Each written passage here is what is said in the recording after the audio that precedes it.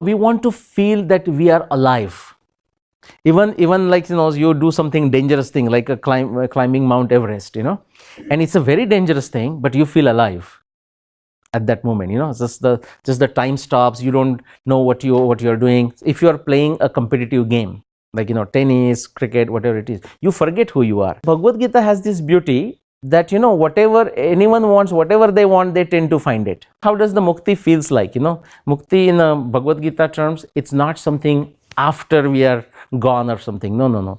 In Marathi, it's a yachi dehi yachi dola, right here and now. And so remember that passion, Guda Karma, so that kind of defines what you may possibly want to do, what kind of varna, so to say, that you want to go for. All right. And this is a shiksha. Based on that, you are going to take a certain kind of training. The another verse from Bhagavad Gita, again, very secular verse. That was a topic that we had on another place. Adhishtanam tatha karta karnam cha pratak vidam vividhascha pratak cheshta daivam chaivatra panchamam. You need a mission, that is the adhishtan. The karta is you. Karnam cha is the different tools, the skills that you have. Pratak cheshta is the various things that you do to achieve that mission. And it says daivam chaivatra panchamam. By luck you may be successful. And that's why not be attached to the final outcome. So let's begin with the third one. Okay, Krishna's science of consciousness or rapture of living. Okay, how to achieve the rapture of living. For example, if we talk, what do we want to accomplish out of a life? What are we living for? There's why questions. Why are we here? What is our purpose? And so on and so forth. One wonderful Western researcher, Joseph Campbell, and I have read a lot of his, and I find very fascinating his writings. He said once that, mukti is fine, and what happens after life, all those are good things. But in our current life, what we live for is not so much, we are not so much preoccupied with the sin and this and that, although some religions would do that. But, we want to feel that we are alive.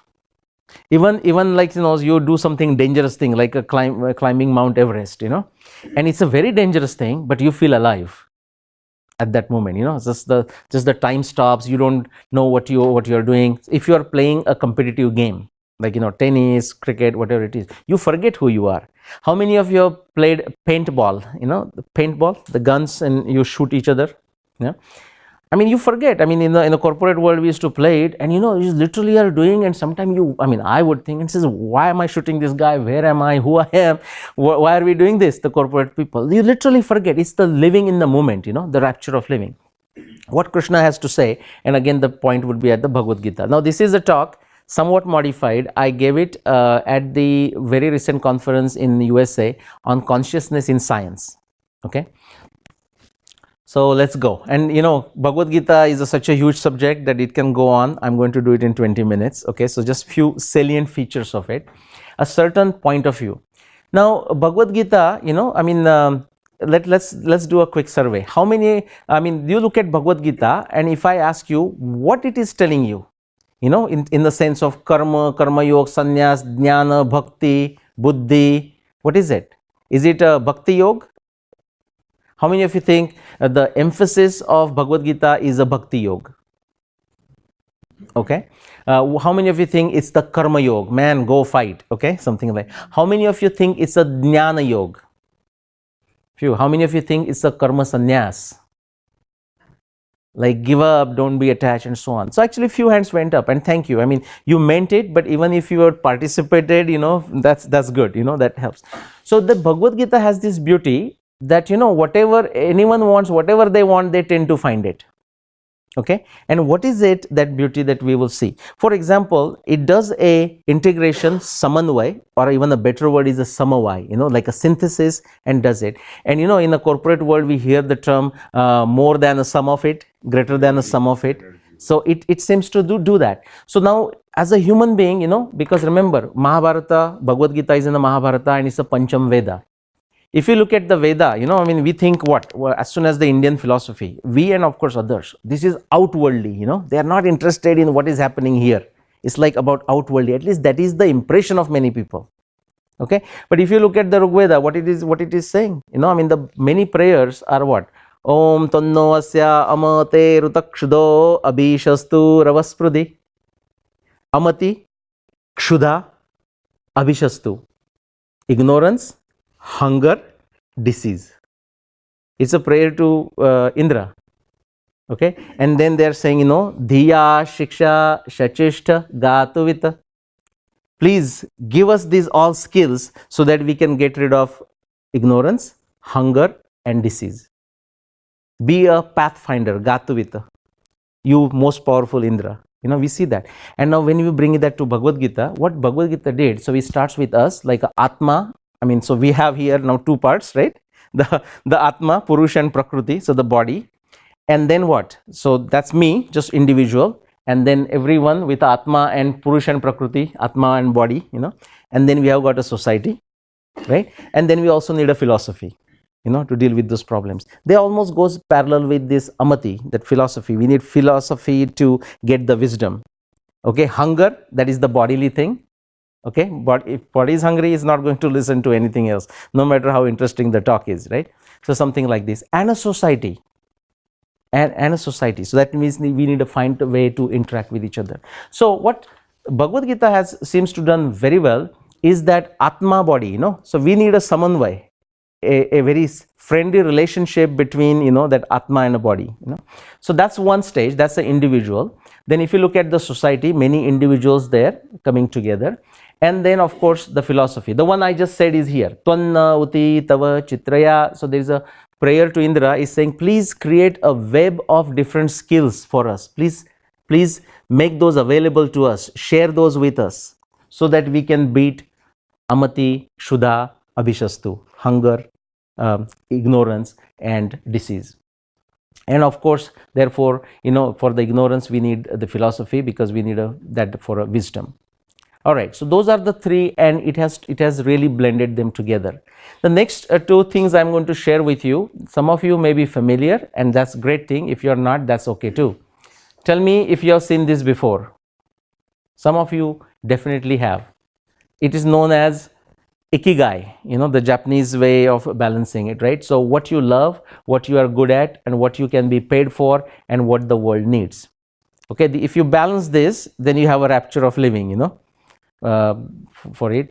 And so you at the center there. Okay, and so passion, this is from Ikigai, mission, profession, vocation. Okay, and so now I superimposed the guna, dharma, it changed the font, so dharma, that became dharam there, karma, artha, and so on. Okay, so I'm putting that profession. So passion, is how, so what you love, what you are good at. Because you love, you're good at, that's the passion is going to do a good job there. Profession is what you professionally or officially train yourself for. Okay, but that always may not be where you would work, because what is the difference between profession and vocation? Sometimes it's used in exactly similar way, but the profession is like what you are officially trained for. So like, I'm what? A chemical engineer, bachelor's, master's, then MBA, and so that's my profession. And what am I doing? Surya Siddhanta, Mahabharata, Ramayana, that's think of as a vocation, right? Then mission, like, so what happens anytime if any one of these angle is missing, you're going to feel that void. You're going to lack that rapture of living in that sense. For example, suppose, and I know I have friends, they have, this is taken care of. Okay, this is perfectly taken care of, more than enough. I do their tax return, so I know. Okay, enough of this. But somewhere they may feel empty. Actually do. I think like, my God, it's all done. Just enjoy the life, man. What are you complaining about? But no, they are complaining. It's the vacuum they're feeling. Something is empty. Because that other things may not be fulfilled, especially the love. You just have to tell you my story, So we work on this, and my wife, Ashwini here, she gets scared, says, what about this here, So I left my full-time job in 2013. Okay, and then she took inspiration from me and she left her full-time job. Okay, so now she gets, before also she got scared. She said, okay, you're not working, I will also not work, But so here, and what I tell her, I said, okay, what, out of 4 circles, we have got 3. I'm doing what I love, I'm good at it, and it definitely, would you say that is a need, like some of the work that I have done? Yeah, absolutely, so that's fine. This one will happen, like patience, something like this. So that's prasannata. I can't even read what that is. Kartavya, okay, Yogakshema and Mukti. Okay, and how does the Mukti feels like? Mukti in Bhagavad Gita terms, it's not something after we are gone or something. No, no, no. In Marathi, it's a yachi dehi yachi dola, right here and now, something like this. Yeah, and the in between is that sthita prajna, that prajna is the consciousness, all right? And now somebody will ask, okay, so that's all fine, but Bhagavad Gita, we talk about the bhakti, the jnana, and all of this, and sannyas and all, that's all here, these circles. You need bhakti, you need jnana, you need karma in doing each one of those. Okay, you need the skill everywhere and so on. So you can draw as many circles as you want. That picture there, how many of you are familiar? And I know the answer would be everyone. Abraham Maslow's triangle. Okay, right. So I don't know if you can read it, but I'm going to go a bit fast through this. So the physiological needs, roti, kapda, makan, anna, vastra, nivara, or that amati, kshudha, abhishastu, you see. Okay, that's there. And so you need some sustenance, that can take care of it. You can map this actually, so then belonging, once those things are taken care of, you need that, what you love, the affection and all of this, and that, you can map it there, what you want. Then esteem needs, so when you find a mission, you're doing something and somebody is being benefited. For example, I'll tell you, when I published my first book in 2011, okay, and so it was a self-published on Amazon. And I have my friend Chandresh from Columbus, Ohio there. And somebody bought the copy. Okay, and I get to see, and I was so excited. Okay, so somebody really thinks what I have written is worth reading and is going to be useful to that person. Okay, it's like, it's not the money, it's not the royalty, that was a 5 cents. Okay, the point was that I'm meeting somebody's need. The excitement was coming from that. Okay, so you can feel it. And then the self-actualization, why are you doing sometime, you just don't know. Self-actualization, it is what you are good at, what is your passion, that is the rapture of living. Okay, so you can actually map those, by the way. Okay, I'll come back to that. I don't know if I create, yeah, here. Okay, so how did Bhagavad Gita does the matching between this Atma and a body? Okay, it does it in this fashion. Purusha or Prakriti, you can use this word. These are Sankhya terms. That is, by the way, another thing. If you, how many of you are familiar with the Sankhya Yoga? Sankhya, right? So once you are sort of familiar, or you say, okay, well, Bhagavad Gita has Sankhya. Actually, it does. Huge. Okay, Mahabharata, like Vyasa says, almost every knowledge that we have obtained is due to Sankhya. If you go to Shanti Parva, okay. But if you start with the Sankhya as the theme of Bhagavad Gita, you start reading it and you find Sankhya everywhere. Every chapter you find Sankhya all the way to the end. Now you just take another twist. You say, okay, it's a Jnana Yoga. You will find Jnana Yoga all over. If you say Bhakti Yoga, you will also find Bhakti Yoga everywhere. Okay, that's the beauty of it. How does it do it? Bhagavad Gita said, for Atma, Karma Sannyas. For the body, Karma Yoga. That's when you see Ekam Sankhyam Cha Yogam Cha Sapashyati Yapashyati. Arjun says, sure, so you are telling me about this knowledge and all this, and you're also asking me to do the work. What should I supposed to do? Okay, everything has two things. In fact, if you look at all the religions, everything, companies, families, they split into two. And two, and it gets split into two. So this or that, that's what Arjun is asking. Very binary viewpoint. Okay, so should I do this or this? You are telling me this, you are doing this. And what does Krishna say? Krishna doesn't say, okay, sometime do this, sometime do this. No, he says they are the same. And confuses Arjun more. And that's why we have more chapters, right? In a way. Okay. All right. So Karma Sannyas for the Atma, Karma Yoga for Sharir. That is the beauty. That is the, what do you call, prescription of Bhagavad Gita for individual, how to do this. What about the society? The individuals and society, Vyakti, the individual person, and the Samaj. For example, this Bhagavad Gita solution, not its original creation, is the Varnashram system. We heard some of us heard in the morning, Chaturvarnyam Maya Srishtam Guna Karma Vibhagasha. Something very interesting I'll point out to you. But suppose somebody is attacking you, attacking an individual. And what should be our response? Should we employ a sword, weapon, or something like this?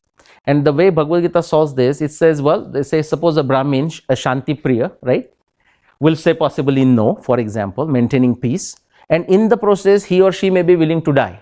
But hey, I will not do the attack. Now, what would Kshatriya would say? Attack, whatever it is, protecting the righteous. So the different theme why he or she is doing it. And so the Bhagavad Gita's answer to this is, do per the Varnashram Dharma, to your guna karma svabhavaja, whatever is your natural inclination. But don't have, no matter what you do, don't have a kshobha and asakti. Don't be perturbed by it, don't feel guilty about what you're doing. And don't have that asakti, attachment. Even when dying, don't have attachment. In attacking someone, don't have attachment to the outcome result. That's what Krishna says again. What happens? If you die during the fight, what will happen? You're going to Swarga. If you have a victory, you will rule the earth. Win-win, okay, in that sense. And then philosophy, but before I go that, so look at this. Something interesting, again, nothing new. Those who are student of Bhagavad Gita would know this. See, he's saying Chaturvarne Maya Sushtam Guna Karma Vibhagasha, but something interesting. See, these first two verses here, this is the Brahma Karma Swabhavajam and Kshatra Karma Swabhavajam. I take 30 seconds and read the descriptions. Shamo, Damastapa, Shaucham, Kshantir for the Brahma Karma, Jnana Vijnanam, and then Shaurya, Teja, Apalayanam for the Kshatriya. And those are called Brahma Karma or Kshatra Karma. What do you see? Karma is like a duty, right? Karma is like an action. What do you see? Those are not actually actions. Those are attributes. Shamo, the person should be this. Shaucham, cleanliness. Shaurya, brave. Apalayanam, fearless. These are the attributes. The person is not going to do as a specific action that is to be expected as his or his personality. On the other hand, if you look at it, Krushi, Goraksha, Vanijam, Vaishya Karma, Swabhavajam, now look at that. That's like a very specific action. Krushi, agriculture. Goraksha, cow rearing. Vaishya Karma, transactions, business, and so on. And Paricharyatmakam Karmam, Shudrasyapi Swabhavajam. So when, Guna Karma, yes, it is true, but, think of a corporate structure. Like CEO, I mean, yes, he's working hard, right? Suppose she is working hard supposedly. But in some sense, is he or she doing literally the work like busy cutting files and sending emails? No. The person may be like playing golf, But he's working, but of a different kind. But someone on the factory floor might be actually doing, every time it just comes, puts the lid and goes next door. So it's that is also the theme of it, Guna Karma Swabhavaja, but one time, the first two, the focus is on the Guna. They also do Karma, but the focus is on the Guna. Let's see. And so remember that passion, Guna Karma, so that kind of defines what you may possibly want to do, what kind of Varna, so to say, that you want to go for. All right. And this is a Shiksha. Based on that, you are going to take a certain kind of training. The another verse from Bhagavad Gita, again, very secular verse. That was a topic that we had on another place. Adhishtanam tatha karta karnam cha pratak vidam vividhascha pratak cheshta daivam chevatra panchamam. You need a mission, that is the adhishtan. The karta is you. Karnam cha is the different tools, the skills that you have. Pratak cheshta is the various things that you do to achieve that mission. And it says Daivam Chaivatra Panchamam. By luck, you may be successful. And that's why not be attached to the final outcome. Okay. And so what do you see there is that, what that means is, now we talked about the Varna, but ashram meaning brahmacharya, then grihastha and vanaprastha and so on. So what happens? Again, there is that guna karma. The person who is a young as an apprentice might actually be very busy working. As a grihastha, the person might be working. When you go to vanaprastha, you still have that knowledge, but you might shift your mode into a coaching, mentoring, and so on, and then sannyasa, in a different sense. All right. So this slide was, therefore, so people ask me, where is the jnana bhakti? It was a Hare Krishna, many Hare Krishnas there, and I said, they like gulab jam. Yeah. So I had a gulab jamun there, and I said, if you look at this, you don't ask the question, where exactly is the sweetness? It's everywhere, right? And where exactly is the volume and the weight? It's everywhere. And that's how the jnana bhakti and karma is. All right, I'm going to go fast through this. Now, what is the context of this that I'm showing is the timeline I showed. So this happened in the Mahabharata times, that is Bhagavad Gita. And people say, what is the context of that today? I mean, that's okay. Maybe it worked then, but now we are a modern society. We know so much. I wanted to quickly share one example. Actually, the example I know, it's a coincidence against possibly, is because of one individual who happens to be here. He flew from Surat, close to Karnavati yesterday just to attend my talks. Thank you. So his name is Gopal Goswami. He connected me with another Gopal. His name is Gopal Sutaria. And just 2 minutes, and I'm going to share this. This is a Bansi Gir Gaushala, received a #1 award in 2017. Those are his actual pictures and a cow. And so the context I wanted to bring is, actually he has taken this and literally implemented in a very successful way. Krushi Goraksha Vanijam Vaishya Karma Swabhavajam. Okay, he is doing all three. Krushi Goraksha Vanijya Vaishya Karma Swabhavajam. So who is he, you think? Vaishya, right? Based on that is a Vaishya. Well, yeah, he started like that too. He was a diamond merchant in Mumbai, but he said that's not the way to go. He wanted to do this. That's him, Gopal Sutaria.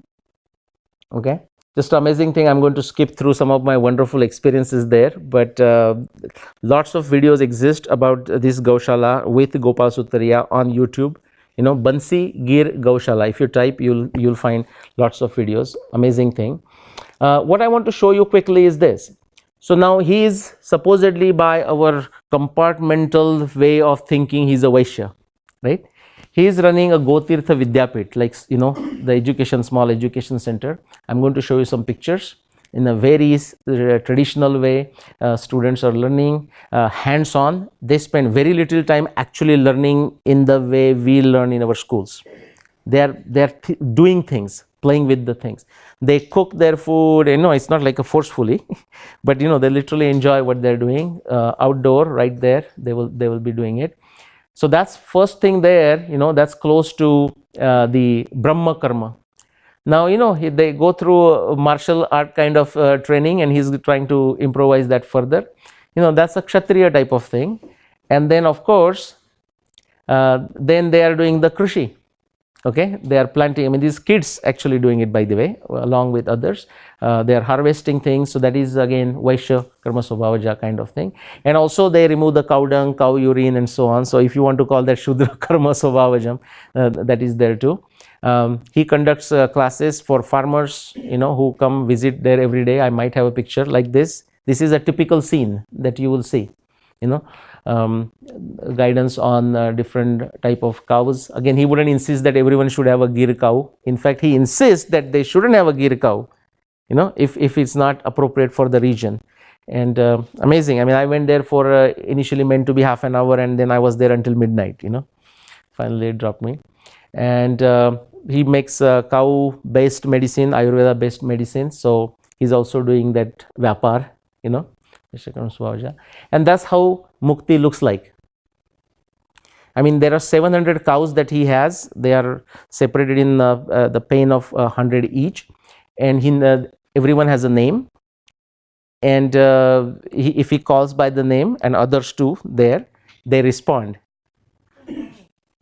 So you just call by that name, Sita and Bharati and whatever. So Bharati, Ma, Aja, and she will come.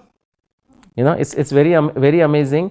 Some experiments, scientific experiments he is doing with cow urine, cow milk, the feeding that he gives. And if you ask him, so how did you figure this out, like certain type of grass for the cows, and initially I thought like, okay, he's just giving a very generic answer. No, he means it.